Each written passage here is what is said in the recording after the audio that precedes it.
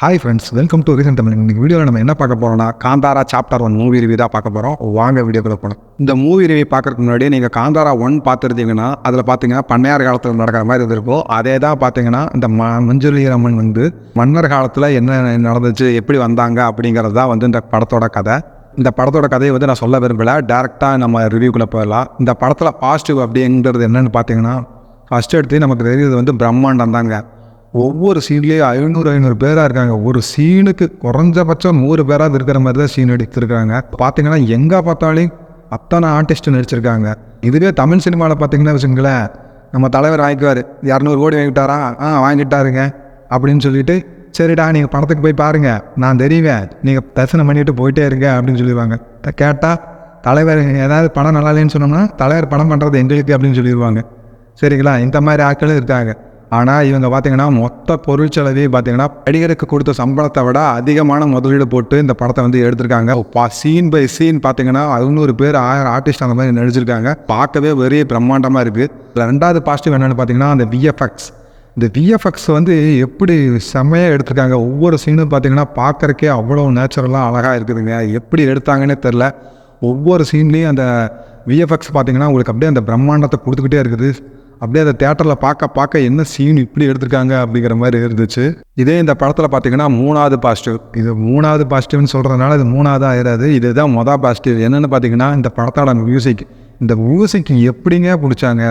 ஒவ்வொரு சீன்லேயும் நான் அப்படியே உள்ளே இருக்குதுங்க. அது எப்படி அந்த இசை அப்படியே உடம்புக்குள்ளே பூந்து அப்படியே ஏதேதோ பண்ணுதுங்க. இந்த படத்துக்கு பார்த்தீங்கன்னா வச்சுங்களேன், இந்த படத்துக்கு எந்த அவார்டு கொடுக்குறாங்களோ இல்லையோ, அந்த மியூசிக் கண்டிப்பாக ஆஸ்காருக்கு அனுப்பி ஆஸ்கார் அவார்டே கொடுக்கலாம். அந்த அளவுக்கு அந்த இசை உடம்புக்குள்ளே பூந்துக்கிட்டே இருக்குது. அப்படியே ஒவ்வொரு சீன்லேயும் அந்த இசை அப்படியே எனக்கு கைகாலாம் ஒத்துறது. அப்படியே ஒரு மாதிரி உள்ள நரம்பெல்லாம் செலுத்துக்கிட்டு போகுது. என்னடா இப்படி மியூசிக் போட்டிருக்கீங்க அப்படிங்கிற மாதிரி இசை அவ்வளோ பயங்கரமாக இருந்துச்சு.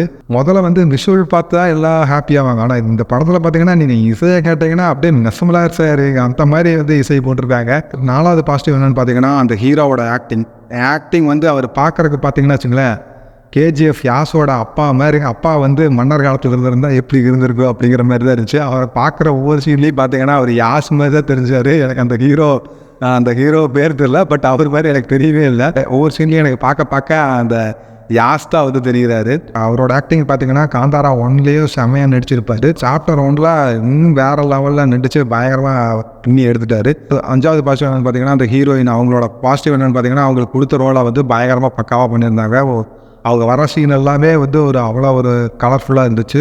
இந்த படத்தில் வர ஃபஸ்ட்டு 5 நிமிஷம் சீன்லாம் அப்படியே உள்ளரிச்சு உள்ள ரத்த ஓட்டமெல்லாம் தெரிகிற மாதிரி இருக்குங்க. அப்படி எடுத்துருக்கானுங்க. அதே மாதிரி கிளைமேக்ஸ்லாம் ஒரு சீன் வச்சுருப்பாங்க பாருங்கள், எங்கெங்க பிடிக்கிறாங்க. இந்த சீன் எப்படி எடுத்தாடினே தெரில. அப்படியே உடம்புக்குள்ளே ஊந்து கடைசியாக எனக்கே கண்ணீர் வர மாதிரி ஆயிடுச்சு. ஒரு மாதிரி அந்த கடவுள் எனக்குள்ளே வந்துட்டாரோ அப்படிங்கிற மாதிரி ஒரு ஃபீல் கொடுக்குற மாதிரி ஒரு மூவியாக எடுத்திருந்தாங்க. எனக்கு அப்படியே அந்த கடவுளை காட்டுற ஒவ்வொரு சீனுமே பார்த்தீங்கன்னா உச்சி மூடி நட்டுக்கிட்டு நின்றுக்கிட்டு, உச்சி மூடி என்னையுமே கேட்காம நிற்கிது. அப்படியே ஏசியில் நிற்குதா, இல்லை இந்த மியூசிக்கில் நிற்குதா, அந்த விஷுவலில் நிற்குதா, எதில் நிற்குதுன்னே தெரியல. ஆனால் அப்படியே எனக்கு ஒரு அரை மணி நேரத்துக்கு அந்த இது இறங்கவே. எந்த கடவுளை வேணால் நீங்கள் கூப்பிடுங்க, அந்த கடவுளை காட்டுற சீனில் நம்மளை ஏரியாவிலே ஒரு மிஸ்மரைஸ் ஆயிடும். நம்ம அப்படின்னு பார்த்தீங்கன்னா அந்த கதை கொஞ்சம் ஸ்லோவாக போகிற மாதிரி தான் இருக்கும். கொஞ்சம் அங்கங்கே டவுன் ஆயிடுவோம். நம்ம என்னடா அது இப்படி போயிட்டே இருக்குது அப்படிங்கிற மாதிரி நமக்கு ஒரு ரொம்ப லென்த்தாக இருக்கிற மாதிரி ஒரு ஃபீல் வந்துடும். அதை கொஞ்சம் ட்ரிம் பண்ணி எடுத்துக்கலாம், கொஞ்சம் கதையை சுருக்கி இருந்திருக்கலாம்.